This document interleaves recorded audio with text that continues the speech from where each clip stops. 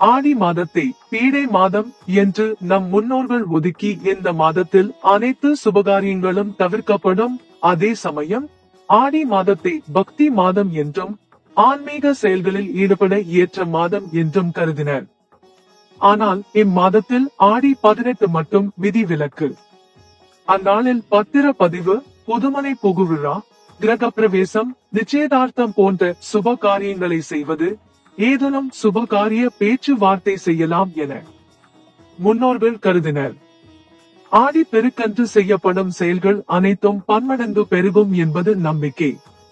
ஆடி பெருக்கினை 18ஆம் பெருக்கு என்றும், ஆடி 18 என்றும், ஆடி நோம்பி என்றும் அழைக்கப்படுகிறது. ஆடி மாதத்தில் 18வது நாள் என்று நாளின் எண்ணிக்கையை கணக்கில் கொண்டு நடத்தப்படும் ஒரே விழா இதுவாகும். தென்மேற்கு பருவத்தில் ஆற்றின் நீர்பிடி இடங்களில் பெய்த மழையினால் ஆறுகளில் புதுப்புனல் பொங்கி வரும். இதனையே ஆற்றுப்பெருக்கு என கூறுவர். இதனால் உழவர்கள் இந்நாளில் நம்பிக்கையுடன் பட்டம் பார்த்து விதை விதைப்பர். இப்பொழுது நெல், கரும்பு முதலியவற்றை விதைத்தால்தான் அவர்கள் தை மாதத்தில் அறுவடை செய்ய முடியும்.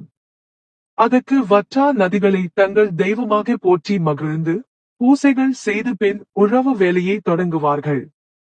இதனை ஒட்டியே ஆடிப்பட்டம் தேடி விதை என்ற பழமொழியும் விளைந்தது. ஆடிப்பெருக்கு நாளன்று ஸ்ரீரங்கம் கோயிலில் இருந்து உற்சவர் நம்பெருமாள் புறப்பாடாகி அம்மா மண்டபம் படித்துறைக்கு எழுந்தருள்வார். திருச்சி திருவரங்கம் அம்மா மண்டபம் படித்துறை, முக்கொம்பு படித்துறை மற்றும் மேலும் அங்குள்ள 3 படித்துறைகளில் குடும்ப பெண்கள், சுமங்கலி பெண்கள், புதிதாக திருமணமான பெண்கள், திருமணமாகாத கன்னி பெண்கள் தங்கள் குடும்பங்களுடன் சென்று பூசைகள் செய்து தங்களின் குடும்ப நலனுக்காக காவிரி தாயை வணங்குவர். தமிழகத்தின் ஒகேனக்கல் நீர்வீழ்ச்சி முதலாக காவிரி சங்கமிக்கும் பூம்புகார் நகரம் வரை இவ்விழா வெகு சிறப்பாக கொண்டாடப்படுகிறது.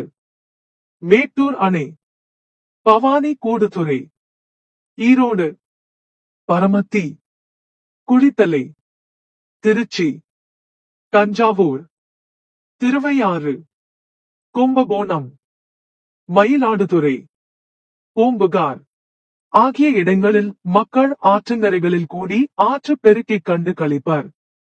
கோயில்களில் சென்று வழிபடவும் செய்வர்.